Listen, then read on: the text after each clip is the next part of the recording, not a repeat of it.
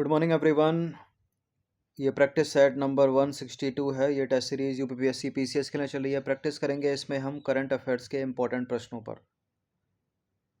इस test series की playlist बना रखी है, वहाँ पर आप टेस्ट नंबर 1 से लेकर 162 तक पहुँच सकते हैं। डिस्क्रिप्शन बॉक्स में लिंक है उसका। सारे के सारे इंपॉर्टेंट प्रश्न एग्जाम्स में बिल्कुल बनेंगे। तो चलिए स्टार्ट करते हैं। पहला प्रश्न यहाँ पर 2 स्टेटमेंट वाला, बताना है कि इनमें से कौन सा करेक्ट होगा। वर्ल्ड हेरिटेज डे यानी विश्व विरासत दिवस। तो पहला स्टेटमेंट है 18 अप्रैल 2024 को विश्व विरासत दिवस मनाया गया और वर्ष 2024 में इस दिवस का मुख्य विषय क्या है। Discover and experience diversity. प्रश्न ऐसे ही पूछा जा सकता है कि विश्व विरासत दिवस प्रत्येक वर्ष कब मनाया जाता है, तो 18 अप्रैल को मनाया जाता है। और वर्ष 2024 की थीम क्या है, discover and experience diversity. Correct है दोनों के दोनों कथन, सी है इसका आंसर। वर्ल्ड हेरिटेज डे, तो उद्देश्य क्या है इसका, लोगों का ध्यान विश्व विरासत स्थलों की ओर आकर्षित करना और उनके संरक्षण के प्रति जागरूकता फैलाना। वर्ल्ड हेरिटेज डे हर साल 18 अप्रैल को। क्वेश्चन नंबर 2 पर आ जाइए। वर्तमान में भारत में कुल कितने स्थल यूनेस्को की विश्व धरोहर सूची में शामिल हो चुके हैं, बताइए कितने हैं। 40, 42, 45 या 47। प्रश्न इंपॉर्टेंट है। 42 स्थल, ठीक है। ऑप्शन नंबर बी है इसका आंसर अभी तक। तो वर्तमान में भारत के कुछ 42 यानी 42 जो स्थल हैं यूनेस्को की विश्व धरोहर सूची में शामिल हो चुके हैं, जिनमें से याद रखिएगा 34 सांस्कृतिक श्रेणी में है, 7 प्राकृतिक श्रेणी में है और 1 है मिश्रित श्रेणी में। यानी वो 1 प्राकृतिक श्रेणी में भी शामिल है और सांस्कृतिक श्रेणी में भी शामिल है।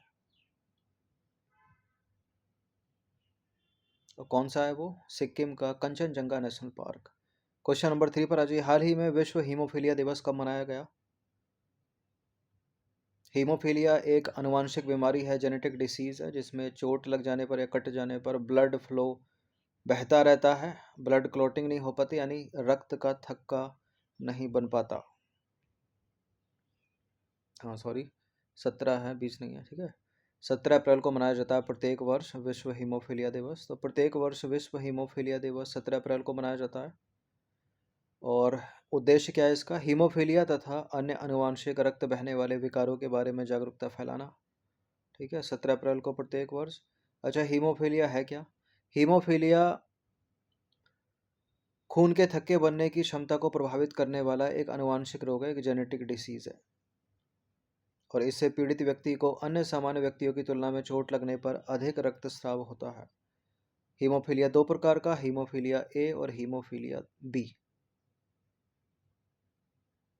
और इस बीमारी से महिलाओं की तुलना में पुरुषों के प्रभावित होने की संभावना अधिक होती है। इस चीज़ को भी याद रखिएगा। स्टेटमेंट बनाकर एग्जाम में पूछा जाए कि हीमोफीलिया बीमारी से महिलाएं ज़्यादा प्रभावित होती हैं पुरुषों की तुलना में, तो गलत है, क्योंकि पुरुष ज़्यादा प्रभावित होते हैं महिलाओं की तुलना में। क्वेश्चन नंबर 4 पर आ जाइए। 9 अप्रैल 2024 को किस संगठन के द्वारा ग्लोबल हेपेटाइटिस रिपोर्ट 2024 प्रस्तुत की गई। तो एक बीमारी है, एक जेनेटिक डिसीज़, आनुवांशिक बीमारी है, तो इसको प्रकाशित WHO ही करेगा। तो UNEP को हटा दीजिए, UNDP को हटा दीजिए, अंतर्राष्ट्रीय मुद्रा कोष को हटा दीजिए। तो 9 अप्रैल 2024 को विश्व स्वास्थ्य संगठन यानी WHO द्वारा ग्लोबल हेपेटाइटिस रिपोर्ट 2024 प्रस्तुत की गई। विश्व स्वास्थ्य संगठन की वर्ष 2024 ग्लोबल हेपेटाइटिस रिपोर्ट के अनुसार वर्ष 2022 में वैश्विक स्तर पर 254 मिलियन लोग हेपेटाइटिस बी और 50 मिलियन लोग हेपेटाइटिस सी से पीड़ित थे।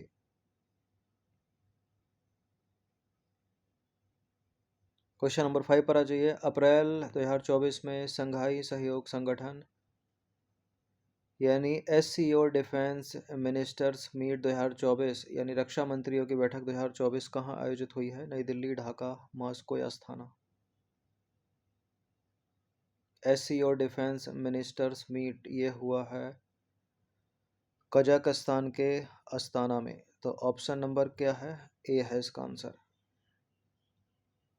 देखिए, संघाई सहयोग संगठन यानी SCO के रक्षा मंत्रियों की बैठक 2024 आयोजित हुई कजाकिस्तान के अस्थाना में 26 अप्रैल 2024 को।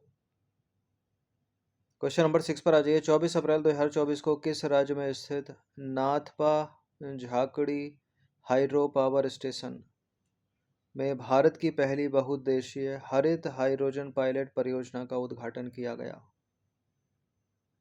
सिक्किम, अरुणाचल, हिमाचल प्रदेश या मेघालय? सीधे सीधे याद रखिएगा कहाँ पर है ये। Nathpa Jhakri hydro power station, जिसकी क्षमता है 1500 मेगावाट, इसमें भारत की पहली बहुउद्देशीय हरित हाइड्रोजन पायलट परियोजना का उद्घाटन किया गया। यह है हिमाचल प्रदेश में। ऑप्शन नंबर सी है इसका आंसर। क्वेश्चन नंबर 7 पर आ जाइए। 24 अप्रैल 2024 को किसके द्वारा भारत की केंद्रीकृत लोक शिकायत निवारण और निगरानी प्रणाली को सर्वोत्तम कार्य प्रणाली के रूप में मान्यता प्रदान की गई है?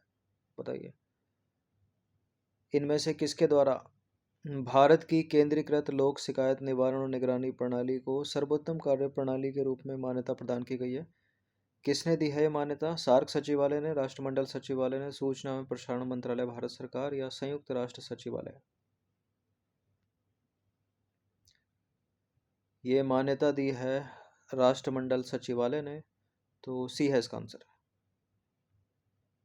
तो सर्वोत्तम कार्य प्रणाली के रूप में मान्यता प्रदत्त, ये मान्यता मिली 24 अप्रैल 2024 को।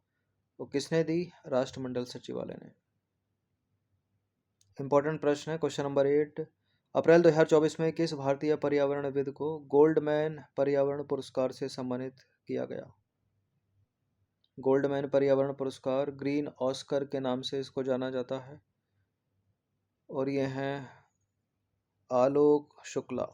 ठीक है, ऑप्शन नंबर सी है इसका आंसर।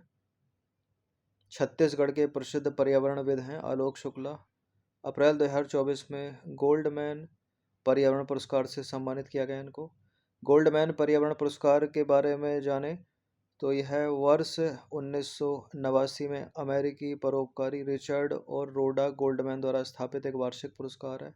ग्रीन नोबेल पुरस्कार के नाम से इसको जाना जाता है, गोल्डमैन पर्यावरण पुरस्कार को, और यह पुरस्कार गोल्डमैन पर्यावरण फाउंडेशन द्वारा प्रदान किया जाता है।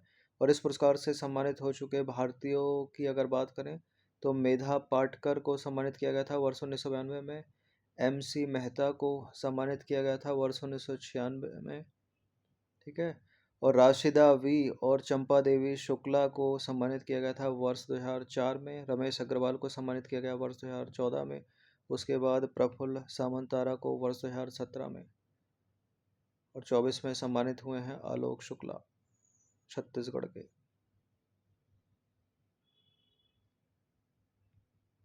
इन सभी टेस्ट की आप फुल टेस्ट PDF सीरीज प्राप्त कर सकते हैं पेड टेलीग्राम ग्रुप से जुड़कर, ये नंबर इस पर कॉल या व्हाट्सअप करके। बाकी सब्सक्राइब रखिएगा सिविल सर्विसेज स्टडी चैनल को। अब आ जाइए क्वेश्चन नंबर 9 पर। 23 अप्रैल 2024 को किस कंपनी ने भारत का पहला all in one payment device BharatPe launch किया है?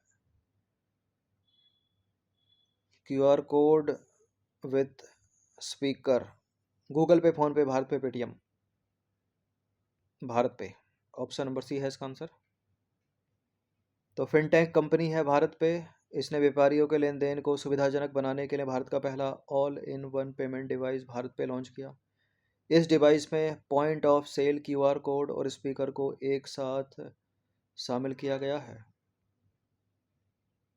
इम्पोर्टेंट प्रश्न है, हाल ही में लक्ष्मण तीर्थ नदी भीषण गर्मी के कारण सूखने के कारण चर्चा में है।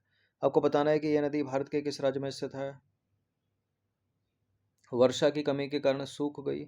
विगत वर्ष में 40% वर्षा कम हुई है कर्नाटक में। ठीक है, कर्नाटक के कोडागू जिले में बहने वाली नदी है लक्ष्मण तीर्थ नदी, कावेरी की सहायक नदी है। तो लक्ष्मण तीर्थ नदी कर्नाटक के कोडागू जिले में स्थित है, और यह कावेरी की सहायक नदी है। वर्षा की कमी के कारण यह नदी सूखने की कगार पर है। विगत वर्ष में यहाँ 40% वर्षा की कमी हुई है। इस कारण कोडागू जिले में जो है भूजल स्तर यानी ग्राउंड वाटर लेवल है उसमें भी कमी आ गई है, और सबसे ज़्यादा परेशानी हो रही है वहाँ के किसानों को। वहाँ के कॉफ़ी बागान किसान इससे सर्वाधिक प्रभावित हुए हैं। प्रश्न इंपॉर्टेंट है। लक्ष्मण तीर्थ नदी कर्नाटक के कोडागू जिले में बहती है, वर्षा की कमी के कारण सूख चुकी है। क्वेश्चन नंबर 11 पर आ जाइए। अप्रैल 2024 में छठा अंतर्राष्ट्रीय आपदा रोधी अवसंरचना सम्मेलन 2024 कहाँ आयोजित हुआ? International conference on disaster resilient infrastructure 2024। 24 से 25 अप्रैल को ये हुआ है भारत की राजधानी नई दिल्ली में। तो छठा अंतर्राष्ट्रीय आपदा रोधी अवसंरचना सम्मेलन वर्ष 2024 नई दिल्ली में भारत मंडप में 24 से 25 अप्रैल को आयोजित हुआ और प्रधानमंत्री नरेंद्र मोदी ने वर्चुअली इस सम्मेलन को संबोधित किया। ये जो ICDRI है यानी international conference on disaster resilient infrastructure 39 देशों और 7 संगठनों का एक वैश्विक गठबंधन है। ये